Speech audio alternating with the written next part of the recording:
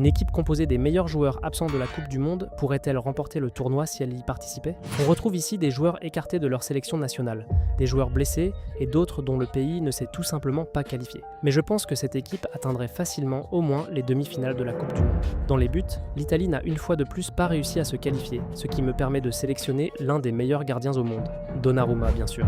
Il évoluera devant une défense à 4, incluant 3 joueurs du Real Madrid.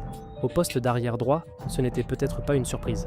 Mais il est toujours étrange de penser que Trent Alexander-Arnold ne participera pas à cette Coupe du Monde cet été. Il en va de même pour le Français Eduardo Camavinga au poste d'arrière gauche. Certes, il n'a peut-être pas réalisé sa meilleure saison, mais sa polyvalence et son talent sont assurément trop précieux pour être laissés à la maison. Les deux défenseurs centraux complétant cette défense seraient Eder Militão, blessé, et Harry Maguire, qui n'a pas caché sa déception de ne pas avoir été sélectionné. Mais pensez-vous que Tuchel ait pris la bonne décision? Mon milieu de terrain est composé de 2 grands milieux de Premier League. L'Italien Sandro Tonali ne sera pas au tournoi cet été, et la Hongrie ne s'est pas non plus qualifiée, ce qui signifie que Dominik Szoboszlai sera lui aussi absent.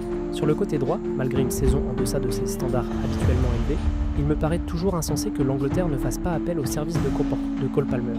Il a démontré par le passé sa capacité à changer le cours d'un match en sortant du banc, ce qui représente donc un manque à gagner considérable.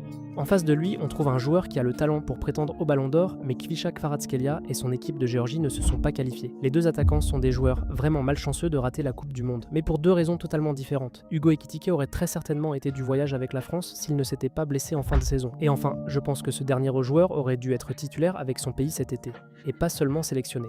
Je n'arrive pas à croire qu'il soit passé à côté. Il s'agit du Brésilien João Pedro, mais je pourrais également citer le joueur lensois Thauvin, qui a inscrit 14 buts cette saison.